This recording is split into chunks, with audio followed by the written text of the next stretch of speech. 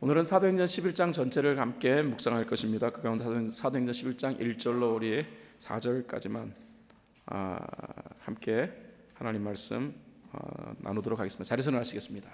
사도들과 유대에 있는 신도들이 이방 사람들도 하나님의 말씀을 받아들였다는 소식을 들었다.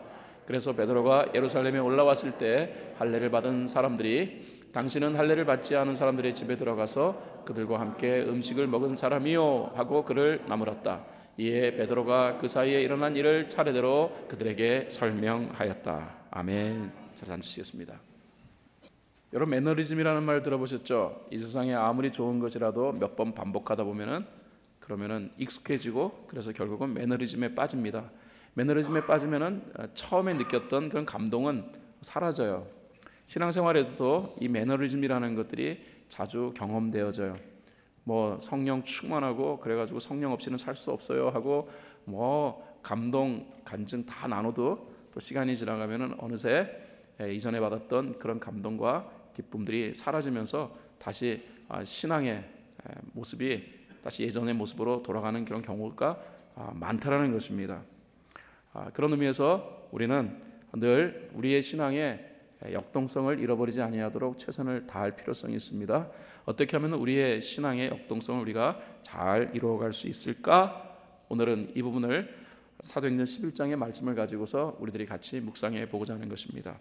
자, 제일 먼저 오늘 성경 말씀은 우리의 신앙의 생명력을 잘 킵하기 위해서 고착화를 경계할 것을 우리에게 가르치고 있어요. 이 고착화라는 말은 사회학 용어입니다. 그러니까 생각이 굳어져 가지고 더 이상 바꿀 수 없게 되는 현상, 이게 고착화라 그럽니다. 이 고착화가 생기는 이유를 사회학자들은 익숙함에 두고 있어요. 익숙해지면 자연스럽게 고착화가 만들어진다는 것입니다. 쉽게 말하자면요, 고착화라는 말은 길들여지는 거예요. 길들여지는 것. 우리 동물원에 있는 맹수들, 그 맹수들의 특징은 뭡니까? 야성이 있는 거잖아요. 야성.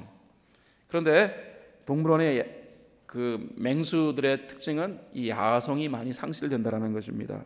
스스로 먹잇감을 사냥하지 않더라도 끼니 때마다 먹을 것을 공급받으니까, 그러니까 내가 사냥하지 않아도 먹을 수 있겠구나라고 이 맹수들은 생각하는 거예요. 동물원의 맹수들은 야성이 없어요.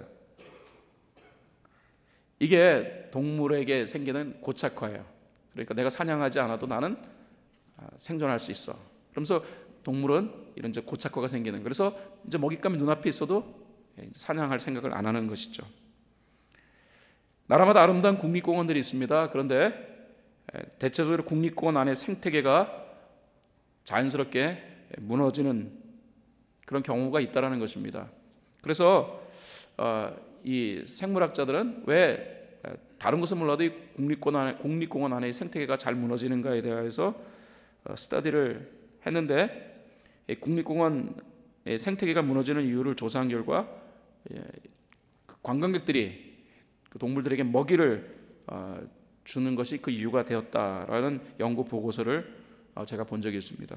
동물들이 편안하게 먹이를 먹다 보니까 스스로 이 먹이를 찾고자 하는 노력을 하지 않게 됨으로써 이 먹이 사슬이 끊어지는 거예요. 그 균형이 무너져서 먹이 사슬의 하위에 속한 동물들은 개체수가 막 늘어나니까, 그러니까 그런 것들이 나뭇잎을 뜯어 먹거나 이래 가지고서 국립공원의 자연 경관이 잘 훼손되어진다라는 거죠. 그래서 일반적으로 국립공원에 가면은 요즘 이런 팻말들이 많습니다. 동물에게 먹이를 주지 마십시오. 동물들의 야성이 사라지니까 생기는 현상이라고 말할 수 있습니다.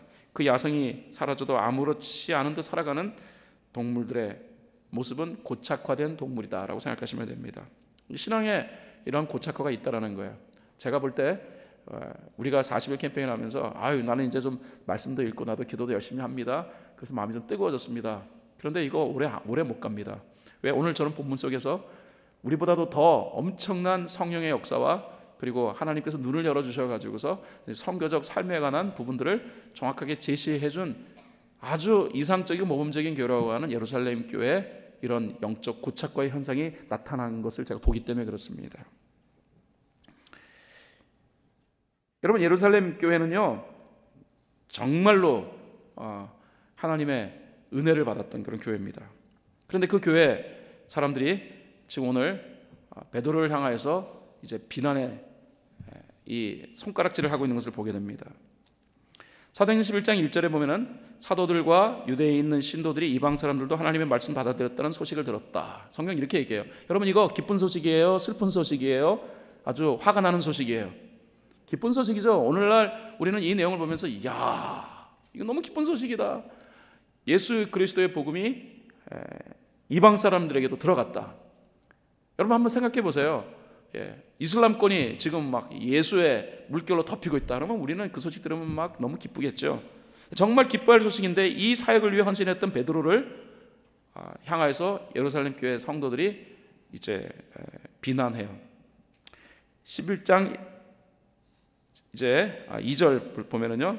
그래서 베드로가 예루살렘에 올라왔을 때 할례 받은 사람들이 당신은 할례를 받지 않은 사람들의 집에 들어가서 그들과 함께 음식을 먹은 사람이요 하고 그를 나무랐다.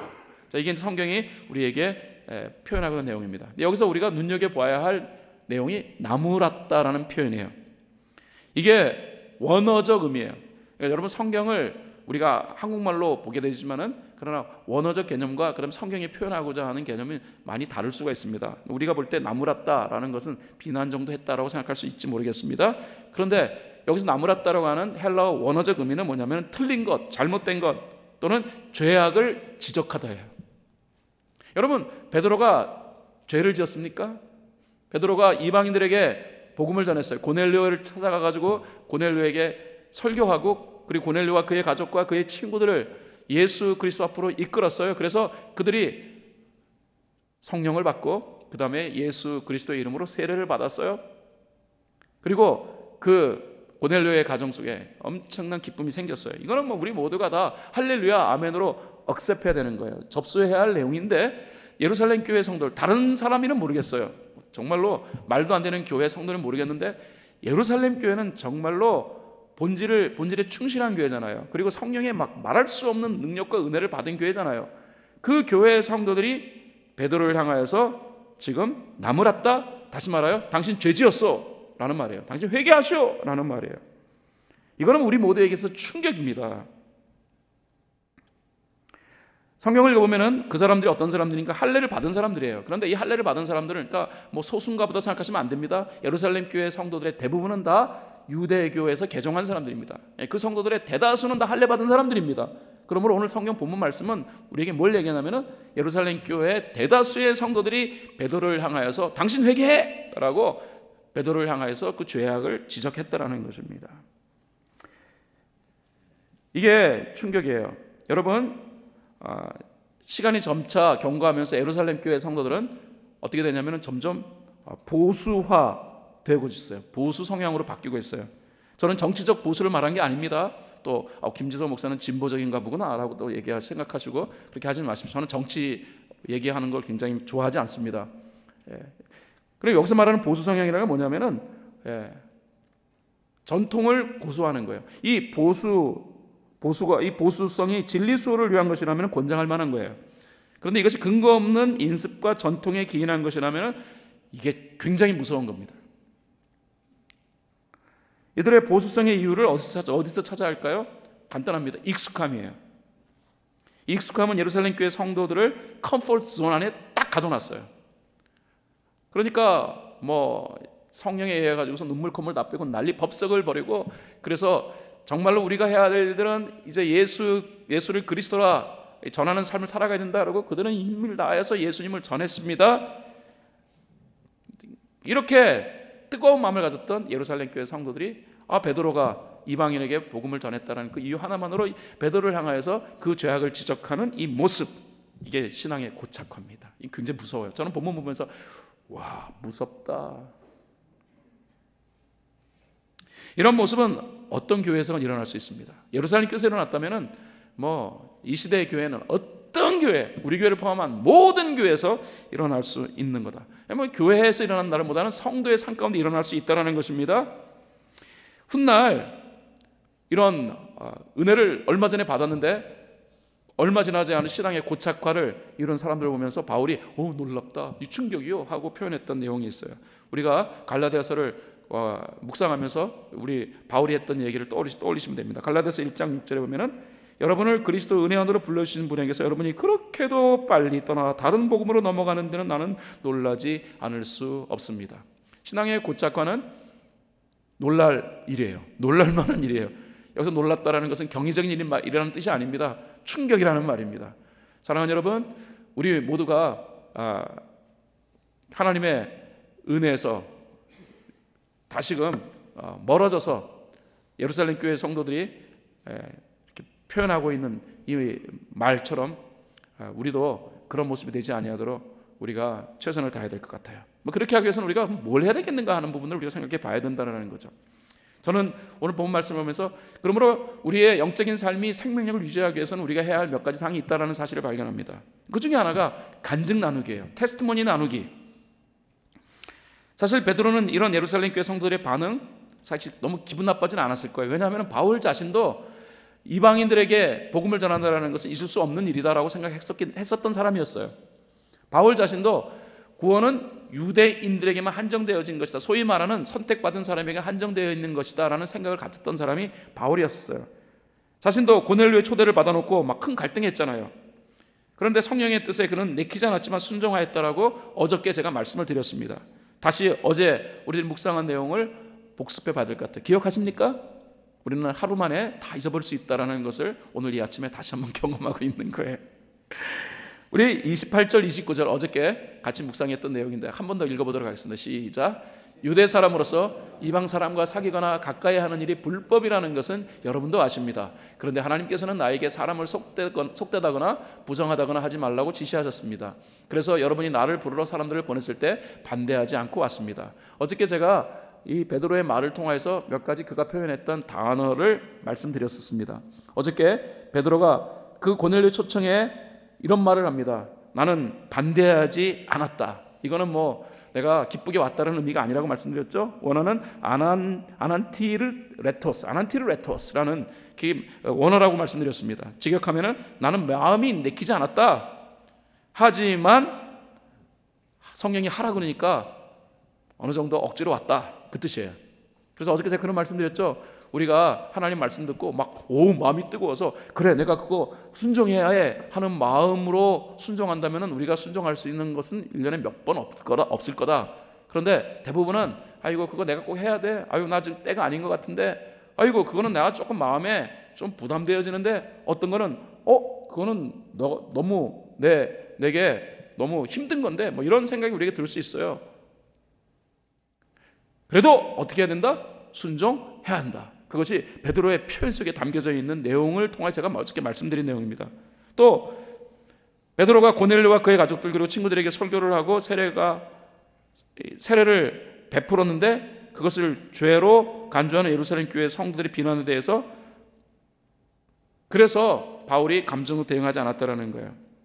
그러면서 바울은 이제 그 고넬료 가정에서 일어났던 그 일에 관하여서 성도들과 나눠요. 그것이 4절의 내용입니다. 우리가 읽은 내용입니다. 이에 베드로가 그 사이에 일어난 일을 차례대로 그들에게 설명하였다. 자, 중요한 것은 베드로가 설명했다라는 거예요. 자기에게 일어났던 일에 관하여 베드로가 설명했다.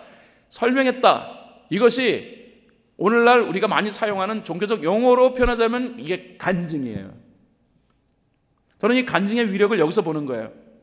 사람들이 오해하는 일들이 우리 신앙생활 속에 다반사로 일어납니다. 내가 열심히 섬겼는데 어떤 분은 내가 섬긴 것을 가지고 비난하는 분도 계세요. 그러면 우리는 감정적 대응을 합니다. 감정적 대응하지 마세요. 차라리 간증을 나누세요. 간증의 파워는 대단합니다. 현대 교인들이 이 간증에 관한 부분들을 상당히 도외시하고 있다, 언더에스티메이트 하고 있다. 간증은 특별한 사람이 행하는 일이다라고 많이 생각합니다. 아닙니다. 이 간증이 뭔가를 오늘 여러분과 간단하게 제가 설명드리려 합니다. 자, 베드로가 간증했던 내용을 분석해 보면요, 베드로는 3가지 내용을 얘기했어요. 첫 번째, 자기가 경험했던 사실, 팩트를 얘기했어요. 더도 말고 덜도 말고 있는 그대로. 여러분, 간증은 그냥 내 삶 가운데 일어났던 일을 정직하게 표현하는 거예요. 많은 사람들이 간증한다 그러면은 막 사람들에게 엄청난 무슨 뭐 역사를 갖다가 나눠야 된다라는 이런 부담을 갖는데 그게 아닙니다. 그냥 내 삶 가운데 하나님께서 내게 허락해 주셨던 그 은혜, 팩트를 그대로 나누면 돼요. 어떤 사람의 은혜는 정말로 천지가 개벽할 것 같은 그런 은혜를 하나님이 주시기도 하십니다. 근데 어떤 사람은요, 그게 은혜야 라고 여기는 그런 은혜도 있어요. 근데 우리 삶 가운데 일어나는 모든 것들은 하나님의 은혜잖아요. 여러분도 오늘 이 아침에 나온 거 하나님의 은혜로 나오신 거지 여러분의 의지로 나오신 분은 아무도 없을걸요? 저도 아침에 일어나가지고 못 일어나겠다. 우리 아내가 막 알람이 뜨르륵 하고 울렸는데 조금만 더 그랬다가 나중에 아내한테 막 난리가 났어요. 그냥 목사가 맨날 늦어가지고 그냥 은혜로 나오는 거예요. 은혜를 나눴어요. 베드로는 어떤 내용을 나눴습니까? 여러분 이제 집에 가서 읽어보세요. 그 내용 쭉 읽어보시면은 베드로가 자신의 삶 가운데 있었던 그 사건의 내용을 그대로 얘기해요. 이미 우리가 계속해서 묵상했던 내용을 베드로가 오늘 토세나 틀리지 않아요. 그대로 얘기합니다. 욥바의 자기가 기도하는데 하늘에서 보자기 같은 그릇이 내려온 환상 봤다. 그런데 그 보자기 그릇 안에 각종 부정한 짐승들이 들어있는데 하늘에서 베드로야 잡아서 바비큐 해 먹어라 하는 음성 들었다. 그래서 내가 완강히 부인을 못하겠다라고 완강히 거부했다. 이런 내용들이 3번 반복되어졌을 때 눈 두드리는 소리가 들렸다. 그때 성령의 음성이 내게 들렸다. 그들이 너를 초대한 거다. 그러니까 의심하지 말고 따라가거라. 그래서 가봤더니 고넬료라는 사람들이 자기 가족을 불러놓고서 그리고 나의 설교를 기다리고 있더라. 그래서 내가 설교했더니 성령이 강력하게 내렸다. 이 내용을 지금 베드로가 그대로 얘기하는 거예요. 팩트예요. 간증의 첫 파트는 팩트입니다. 어떤 일이 내 삶 가운데 있었는가. 그리고 난 다음에 그것에 대한 나의 느낌을 얘기하는 거예요. 베드로는 자신의 느낌을 얘기해요. 그때 그 성령이 내리는 이 내용을 보면서 예수님의 말씀이 나는 생각이 났었다.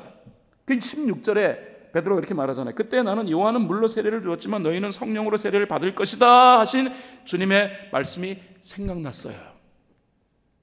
이게 자기 느낌입니다. 그리고 난 다음에 이 사건을 통해서 자신이 깨달은 바를 결론부로 말해요. 17절에 그러므로 하나님께서는 우리가 주 예수 그리스도를 믿을 때 우리에게 주신 것 같은 선물을 그들에게 주셨는데 내가 누구이기에 감히 하나님을 거역할 수 있겠습니까? 베드로가 내린 결론이에요. 그러니까 간증은 크게 팩트를 얘기하는 것이고 자기가 경험했던 그 하나님의 은혜에 대한 나의 반응을, 느낌을 얘기하는 것이고 그 다음에 새롭게 깨달은 진리를 그 사건을 통해서 깨달은 진리를 나누는 거예요. 이 3 부분으로 나눠지는 것이 간증입니다. 베드로는 이 간증을 했어요. 엄청나게 설교 준비해가지고 설교한 게 아닙니다. 간증했습니다. 여러분 잘 들으셔요. 그리스도인의 삶, 성령이 함께 하시잖아요. 아멘입니까? 그리스도의 삶에 예수 그리스도의 은혜가 함께 하잖아요. 그리스도의 삶은요, 성부 하나님의 치밀한 계획, 그리고 성자 예수님의 은혜, 성령 하나님의 인도, 성부, 성자, 성령 이 삼위의 하나님이 함께 하시는 삶이 바로 그리스도의 삶이에요. 오늘도 우리는 눈 뜨는 순간부터 우리가 잠자리 잠을 자고 있는 순간에도 성삼위 하나님이 우리와 함께 하세요. 그러므로 우리의 하루의 삶은 결국은 하나님이 함께 하신 삶이에요. 우리가 하루의 삶을 살아가는데 나는 나의 데일리 라이프를 살아간다라고 여러분 생각하시고 하루 살지 마시고요. 좀 더 개념을 좀 더 신학적 개념으로 하루의 삶을 조명해 보세요. 내가 사는 게 아니에요. 바울은 말하기를 내가 사는 게 아니라 내 안에 그리스도께서 사시는 것이라고 얘기했어요. 그러므로 바울의 이 심령 속에 그리스도가 계시듯 우리의 심령 속에 그리스도가 계신다면 우리는 오늘 나의 삶을 사는 것이 아니라 하나님의 삶을 사는 거예요. 아멘입니까? 우리는 나의 하루의 스토리, 퍼스널 스토리를 만들어가는 하루의 삶이 아니라 His story, 그분의 역사를 만들어가는 삶을 오늘 하루 우리가 이루어가는 거예요. 그 와중에 사탄도 막 개입해요. 한마디로 얘기하면요, 우리가 몰라서 그렇지 우리 하루의 삶은 온전한 영적인 삶입니다. 거기서 우리들이 막 기쁨을 누렸으면 승리한 것이고 사탄의 여러 가지 유혹 속에서 우리가 넘어갔으면 우리는 패배한 하루의 삶을 산 거예요. 그러나 패배했다 걱정하지 마세요. 그 패배 속에서 다시 한번 새로운 날을 향하여서 살아갈 수 있는 은혜와 힘을 또 성삼위 하나님께서 우리에게 공급하시기 때문에 그렇습니다. 이 간증을 나눴더니 그 다음에 잘 보세요. 18절에 조금 전까지만 하더라도 베드로 당신은 죄지었어 회개해야 돼 하고 막 죄인처럼 닥달하던 예루살렘 교회 성도들이 어떻게 반응했는가? 우리 같이 읽어볼까요? 시작. 이 말을 듣고 그들은 잠잠하였다. 그들은 하나님께 영광을 돌리고 이제 하나님께서는 이방 사람들에게도 회개하여 생명에 이르는 길을 열어주셨다 하고 말하였다. 베드로를 죄인까지 몰아갔던 예루살렘 교회 성도들 마음에 감동이 맺어요. 여러분, 여기서 우리가 배울 수 있는 중요한 교훈, 우리가 나누는 일상의 간증이 말입니다, 다른 사람의 심령 속에 감동을 줄 수 있게 해요. 여기 보세요. 잠잠했다. 이거는 마음이, 불편한 마음이 바뀌었다라는 거예요. 하나님께 영광 돌렸다. 내용은 불편한 마음이 사라졌으면 물론이요, 감격의 마음이 생성되었다라는 그런 내용입니다. 그리고 그 다음에 뭐라고 말합니까? 이제 하나님께서는 이방 사람들에게도 회개하여 생명에 이르는 길을 열어주셔서 통찰을 얻잖아요. 그래서 초대교회 성도들은 아마도 모이면은 막 간증을 많이 나눴을 거예요. 간증은 엄청난 체험이나 아니면 드라마틱한 그런 반전이 담긴 내용이 있어야 나눌 수 있는 게 아닙니다. 저는 그런 간증보다도 저는 내가 받은 은혜, 내 삶 가운데 나의 하루의 삶 속에, 나의 한 주간의 이 신앙의 삶 속에 함께 하셨던 하나님의 은혜. 사람마다 은혜는 다 다르게 와요. 어떤 사람은 막 불바다라 하는 것처럼 막 뜨겁게 오기도 하고, 어떤 사람은 잠잠하게 오기도 하고 고요하게 오기도 하고요. 어떤 사람은 그냥 아무런 일이 일어나지 않은 것 같지만 그럼에도 불구하고 평안의 마음을 갖게 되어집니다. 다 은혜입니다. 다 달라요.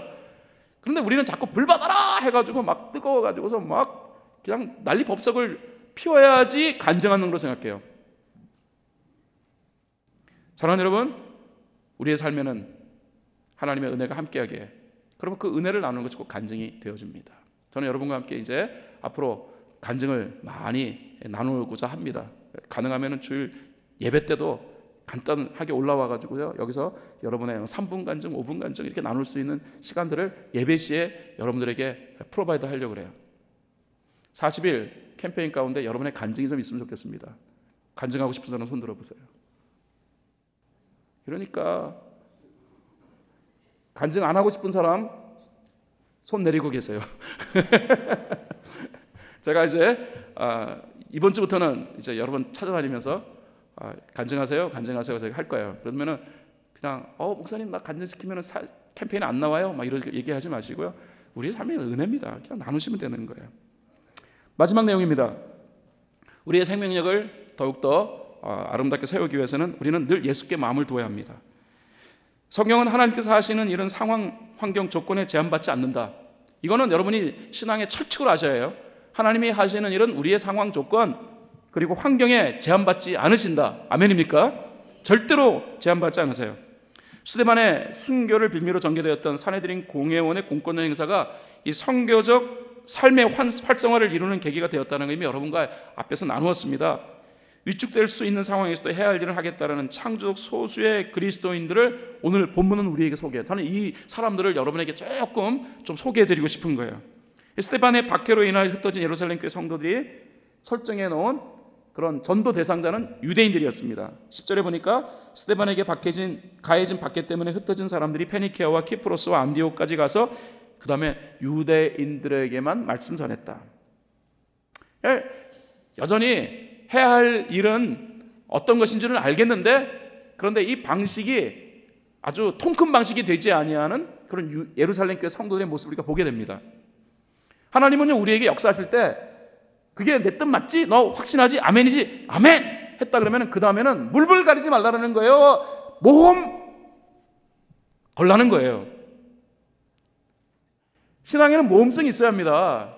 많은 분들이 조심조심 아니에요. 제가 성경 읽어보면서 신앙에서 모험성이 사라지면 그것은 더 이상 믿음이라고 말하기에는 찝찝하더라.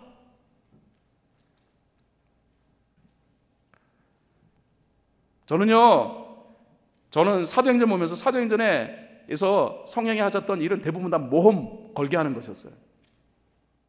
그런데 예루살렘 교회 성도들은 선교적 삶이 본질이라는 사실까지는 알았어요. 그런데 그 선교적 삶을 이제 어떻게 행했는가? 말통하는 유대인들에게만 했어요. 율법의 범위를 벗어나지 아니하고 전통의 범위를 벗어나지 아니하고, 그래야지 안전하니까. 아니면은 그것이 어떤 비판으로 찾아올 수도 있고, 또 자기 가지고 있는 또 익숙함하고도 충돌을 일으키지 아니하고, 그래서 복음을 전하는 것까지는 이해했습니다만, 그러나 말 통하는 사람, 나한테 조금 익숙한 사람들한테만 복음 전파의 범위를 딱 설정해 놓은 거예요. 그런데 20절에 보면은요, 그런데 성경이 이렇게 말해요. 그런데 그들 가운데 키프로스 사람과 구레네 사람 몇이 있었는데 그들은 안디옥에 이르러서 그리스 사람들에게도 말을 하여 주 예수를 전하였다. 키프로스 사람과 구레네 사람은 이방인이 아닙니다. 그들은 그 키프로스와 구레네 출신의 유대인들을 말하는 거예요. 그들이 예수를 믿고 그 다음에 선교적 삶에 대한 부분을 이해했습니다. 그런데 이 사람들은 다른 사람들과는 달리 모험성이 있었다는 거예요. 그래서 그들은 그리스 말을 사용하는 이방인들, 고넬료와 같은 이방인들에게 예수를 전하였다는 거예요. 근데 여러분, 이거 주님이 기뻐하셨을까, 안 기뻐하셨을까요? 주님이 기뻐하는 일이 기뻐하지 아니하시면 역사는 안 만들어져요. 그러니까 여러분 아셔야 돼요. 내가 모험으로 걸었는데 거기서 결과가 만들어졌다면 그건 주님이 대빵 기뻐하시는 일이에요. 근데 그렇게 기뻐하는 일들이 나타남에도 불구하고 그걸 주님의 뜻으로 여기지 아니하는 사람도 있다는 것입니다. 눈 여셔야 합니다. 21절에 주님이 그걸 기뻐하셨다라는 그 증거를 성경은 분명히 표현합니다. 주님의 손이 그들과 함께 하시니, 할렐루야, 수많은 사람이 믿고 주님께로 돌아왔다. 여기서 수많은 사람은 그리스 말을 사용하는 사람이에요. 그리스 사람들입니다. 헬라 사람들입니다. 이방인입니다. 그래서 이것 때문에 예루살렘 교회가 또 다시 한번 발칵 뒤집혔습니다. 야, 또 이방인들이 또 예수 믿고 돌아왔대. 그래서 바나바를 보냅니다. 23절에 보면은 바나바가 가서 하나님의 은혜가 내린 것을 보고 기뻐하였고, 그 다음 바나바의 말이 중요합니다. 그 다음에 집중해서 그 말씀을 보셔요. 모든 사람에게 굳센 마음으로 주님을 의지하라 라고 권하였습니다. 근데 바나바의 표현에 여러분 줄을 쳐놓으셔야 돼요. 굉장히 중요한 말을 바나바가 했어요. 여기서 굳센 마음으로 주님을 의지하라, 원어적 의미는 마음을 예수께 두는데 최선을 다하라, 마음을 예수로부터 멀어지지 않게 하라. 마음을 강조한 거예요. The mind, 이 마음을 강조한 거예요. 여러분, 마음이 흩어지면 어떻게 되는 줄 아십니까? 할 일은 죽어도 안 보여요. 이게 중요합니다. 마음이 어디에 있느냐? 여러분, 마음이 떠나면은요, 할 일이 코앞에 이렇게 많은데도 안 보여요. 성도들 교회에 마음 떠난 분들이 계세요. 그러면 교회 안에 미리 산적했는데 그거 안 보여요. 전혀 안 보여. 왜 그렇습니까? 그 마음 떠나서 그런 거예요. 저는요, 마음이 있으면은 막 일이 보인다고 생각해요. 그래서 지금 바나바 그 얘기를 하고 있는 거예요. 예수의 그러므로 마음 둬라. 예수의 마음을 두면은 할 일이 보인다. 여러분, 기독교 역사상 중요한 두 번째 교회가 이 창조적 소수에 의하여 만들어져요. 예루살렘 교회보다, 어쩌면은 예수 그리스도의 구속사적 개념으로 보면 예루살렘 교회보다 더 중요한 교회가 탄생합니다. 그 교회가 어떤 교회일까요? 다 같이 글로벌 선교교회? 왜 웃으세요? 안디옥 교회, 안디옥 교회. 안디옥 교회는 성경에서 보면은 아마 최고로 중요한 교회가 아닐까요? 이 안디옥 교회는 이방 선교의 전진기지가 되어집니다. 26절에 보면은 안디옥 교회에 통하여서 비로소 그리스도인이다, 예수쟁이라는 호칭을 얻게 되어집니다. 이런 교회가 세워지게 된 것, 마음을 예수께 두었던 창조적 소수가 있었기에 가능한 거예요. 저는요, 이 본문 읽으면서 40일 캠페인에 나오는 우리 모두를 향하여서 저는 이 창조적 소수가 되었으면 하는 바람으로 어저께 종일 기도했습니다. 여러분이 이 창조적 소수가 될 수 있기를 바라요. 여러분이 교회에 오셨죠? 교회 오셨으면은 그냥 교회 오신 게 아니에요. 마음을 그리스도께 두세요. 예수 그리스도의 몸된 곳이 이 교회예요. 이 교회를 그리스도의 몸으로 보셔야 해요. 그리고 그리스도를 생각하면은요, 교회 안에서 내가 해야 할 일들이 막 보여요.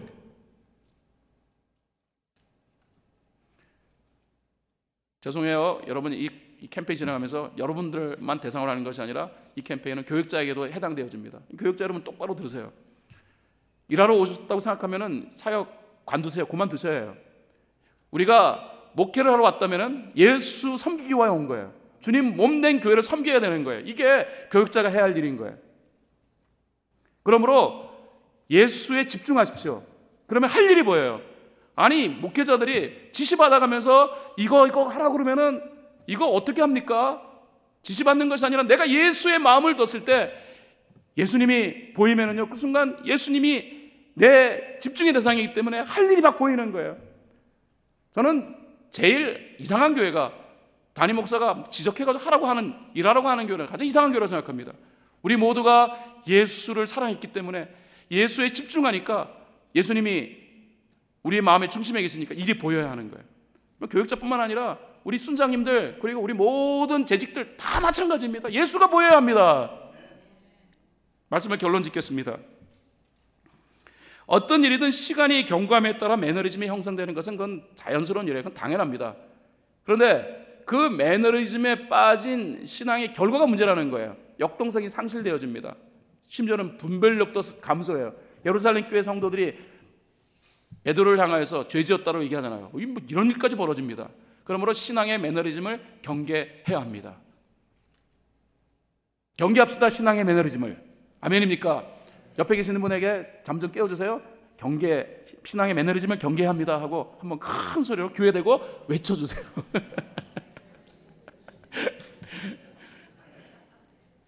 자리 일어나시겠습니다. 적용하겠습니다.